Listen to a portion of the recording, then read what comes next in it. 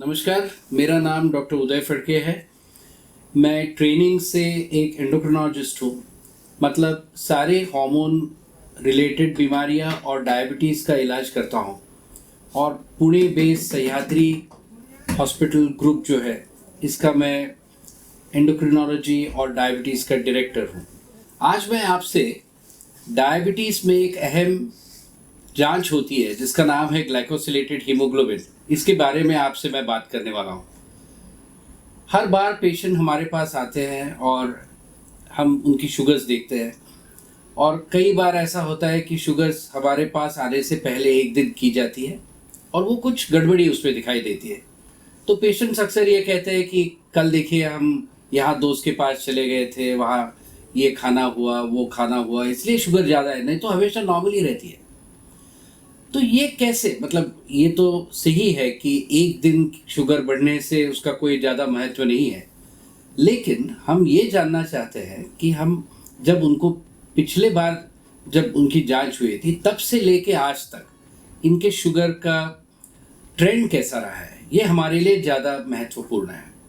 अब ये अगर हम जानना चाहें तो इसके लिए हर मरीज़ को रोज़ 4, 5, 6 बार अपनी खुद की शुगर जांच करनी पड़ेगी, लेकिन हम देखते हैं ये मुमकिन नहीं है, ये रियलिस्टिक नहीं है, बहुत कम लोग ये कर सकते हैं।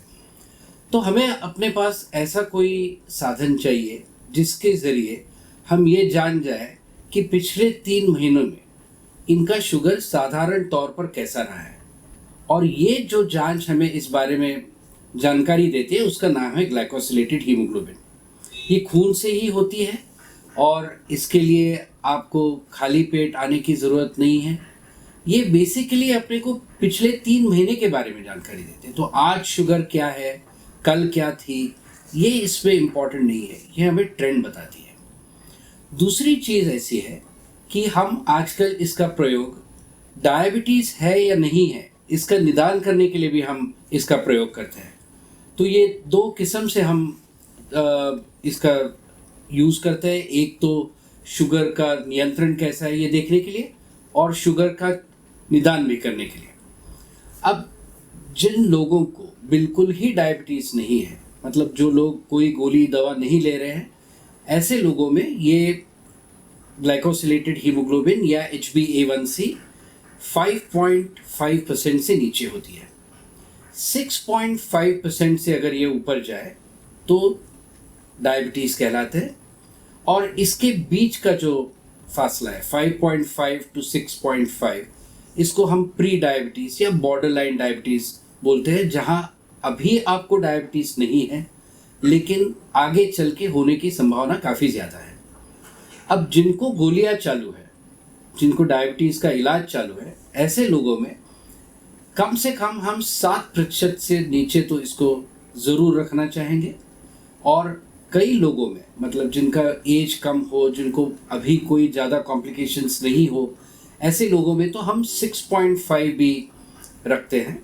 और प्रेगनेंसी रहने से पहले, जहां हम चाहते हैं कि शुगर का कंट्रोल बहुत ही अच्छा रहे, हम चाहते हैं कि ये ग्लाइकोसिलेटेड हीमोग्लोबिन या HbA1c 6% से नीचे हो। तो ये बहुत ही इम्पॉर्टेंट जांच है, क्योंकि कई जो शास्त्रीय हमारे पास रिसर्च के नतीजे हैं वो दिखाते हैं कि अगर हमारा HbA1c कंट्रोल्ड है तो जो डायबिटीज़ के वजह से जो कॉम्प्लिकेशंस होते हैं अलग अलग अवयवों पर, वो बहुत ही कम हो जाती हैं अगर हम इस HbA1c को नीचे रख सकें। जितना हो सके हमें हर 3 महीने में ये HbA1c करते रहना चाहिए। कम से कम एटलीस्ट मैं समझता हूँ कि साल में 3 बार तो ये HbA1c होना ही चाहिए। तो हमें बहुत मदद मिलती है आपका शुगर कंट्रोल करने में।